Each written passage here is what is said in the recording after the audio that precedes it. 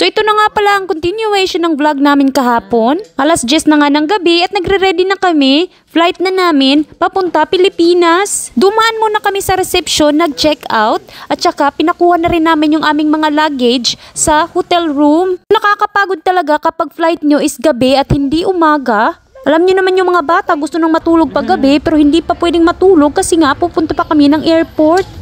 10 minutes lang yung drive kung saan kami nag-stay na hotel to the airport. So napakalapit lang talaga. So napakaganda ng airport dito sa Denpasar, Bali, Indonesia. Bago daw ito. So napapansin ko talaga dito sa Indonesia kahit saan ka magpunta, restaurant man, hotel o kaya dito mga porter, driver o saan-saan ka magpunta is naka-national costume talaga sila. Sinusuot talaga ang mga Balinese na mga traditional wear. Sabi ni Mr. same daw sa Thailand, Vietnam, Cambodia. Sinusuot talaga nila ang mga traditional na mga damit nila. Nakapasok na nga pala kami dito sa airport. Meron nga pala kaming 2 porter. Sobrang dami kasi ng bagahe namin. Alam nyo naman, medyo matatagalan pa kami sa Pilipinas. Pagkapasok namin dito sa airport, nag-check-in agad. Meron nga pala silang security check bago ka makakapasok sa check-in area. Lilipad nga pala kami via Philippine Air. At dahil nga meron kaming mga bata, nasa priority lane kami. At thank God, napakataas pa naman, napakahaba ng pila. Pinatulog ko nga pala yung mga anak ko after lunch namin kanina para naman hindi sila masyadong mapagod sa biyahe namin tonight. So papunta na nga pala kami sa boarding gate, nakapag-check-in na. Nasa tuktok pala kami, nasa pinakadulo. Maglalakad pa ng bonggang-bongga.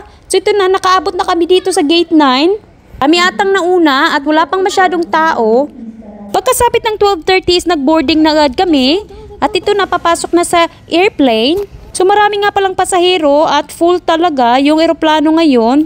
So medyo na-delayed nga pala ng 40 minutes yung flight namin. Meron kasing mga pasahero nagdadala ng maraming hand carry na luggage. Kaya naman nagka-problema sila kung saan nilalagay yung mga hand carry. Hindi na nagkasya.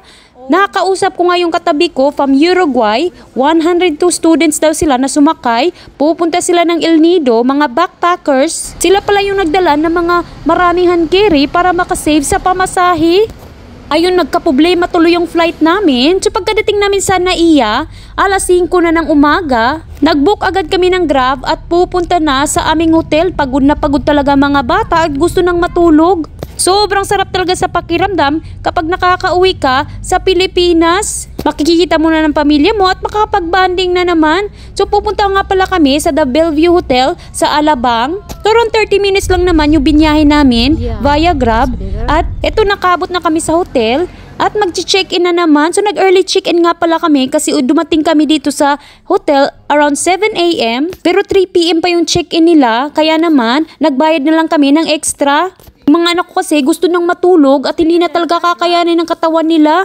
So napakaganda nga pala na accommodation namin at napakalambot talaga ng mga mattress. First time nga pala namin dito sa The Bellevue Hotel. Napakabait talaga ng mga staff at napakaganda pa ng room.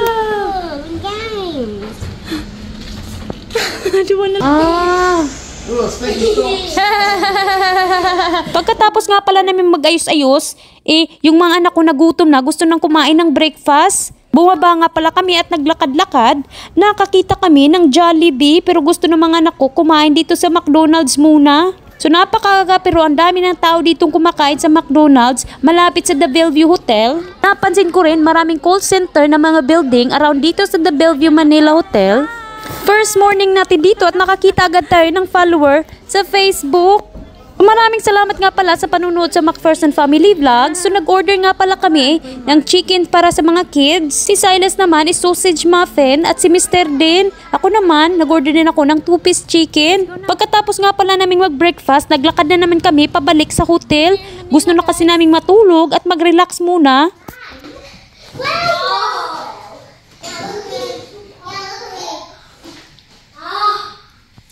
Nakatago nga pala ang toilet nila. Andito lang sa gilid. Ayan ang toilet. Pagkatapos naming makatulog ng 2 oras, bumaba kami dito. Meron nga pala silang swimming pool at meron ding kids club. O diba, napakaganda kasi nga pwede kang mag-relax dito sa poolside while yung mga kids naman is nag-i-enjoy sa paglalaro sa kids club. Napakaganda nga ng pool nila at sobrang hangin pa. It's this mess, this absolute mess of a person over here. Looks like she's standing in a blow dryer.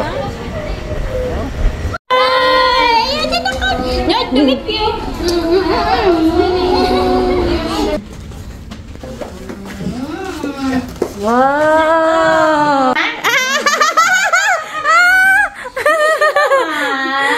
Pasinahan, nanay.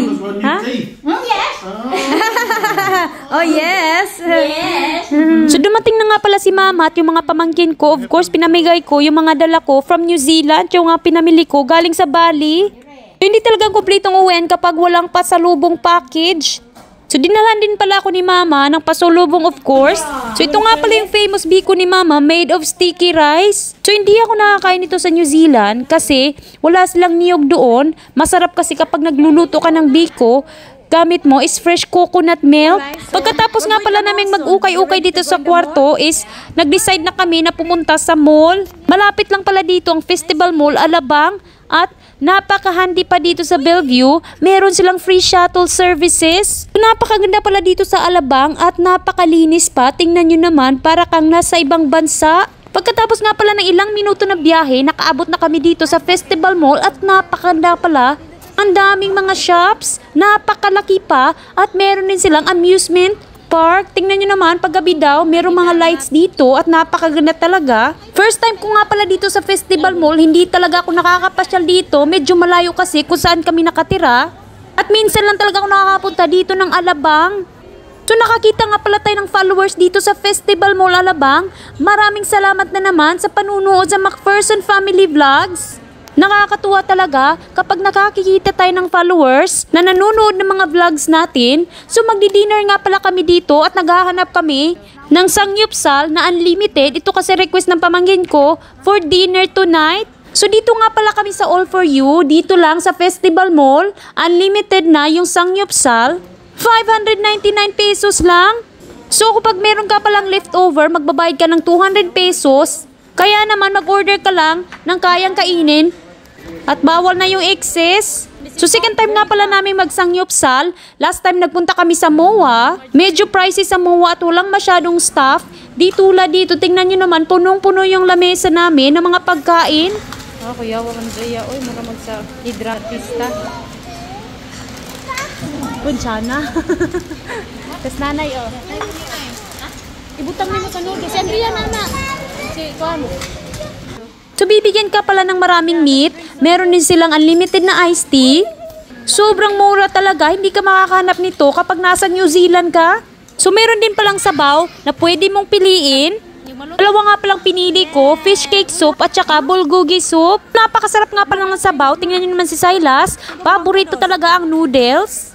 Buti na lang talaga at hindi spicy yung soup na napili namin. Si Ariana nga pala yung kinain niya lahat ng mga hipon, paborito talaga ng anak ko. Yung seafoods, nagmana talaga kay Mister. Pagkatapos nga pala na yung dinner, pumunta kami dito sa Save More. Namili kami ng mga gamit na gagamitin namin, mga groceries. Nakakailanganin namin sa hotel, mga snacks sa mga bata. At alam niyo naman, excited ako mamili ng mga Filipino grocery at ito talagang pinaka-exciting part. At ito talagang gustong-gusto ko kapag umuwi ako dito sa Pilipinas. So after nga pala namin mag-dinner at mag-ikot-ikot mag-grocery, umuwi na kami sa hotel. So guys, thank you for watching this video. I hope nag-enjoy kayo at sa susunod naman na vlog. Bye!